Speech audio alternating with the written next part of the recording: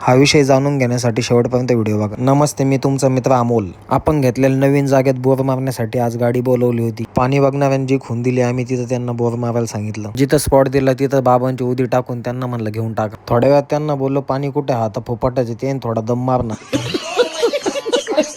थोड्या वेळातच फोपाटा चेंज झाला. त्यांना म्हणलं तुमचं चालू द्या, पण सांगायला आनंद वाटन की साईबाबाच्या आशीर्वादाने आम्हाला पाणी लागलं. नंतर मी शिर्डीला आलो आणि बघितलं इथं तर आग लागली होती. माहितीचा आढावाच घेता समजलं की तो कचरा होता कोणतरी पेटवला दुपारच्या वेळी, आणि तो कचरा कसा पेटवतो ते बघण्यासाठी पब्लिक आली होती.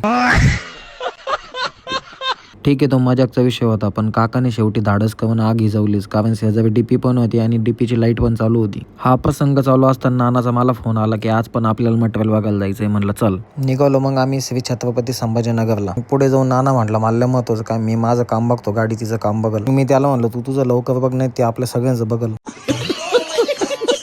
हे फीचर फक्त टॉप क्रेटाला आहे, नाही तर बेसवाले पण हात सोडून चालत नाही.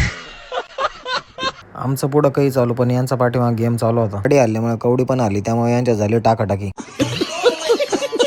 समृद्धी महामार्गाने जाताना हे फुलं लावले तुम्हाला माहिती कायसाठी तर कमेंट करून नक्की सांग. इथे स्पीड लिमिट होता 120 आणि आमची गाडी होती 160. फायनली पोहोचलो आम्ही लोकेशनला. तिथून घ्यायचं होतं अनिकेत भाऊला. रिक्षावाले जसे शिट कोंबतात तसे आम्ही गाडीत कोंबून घेतली.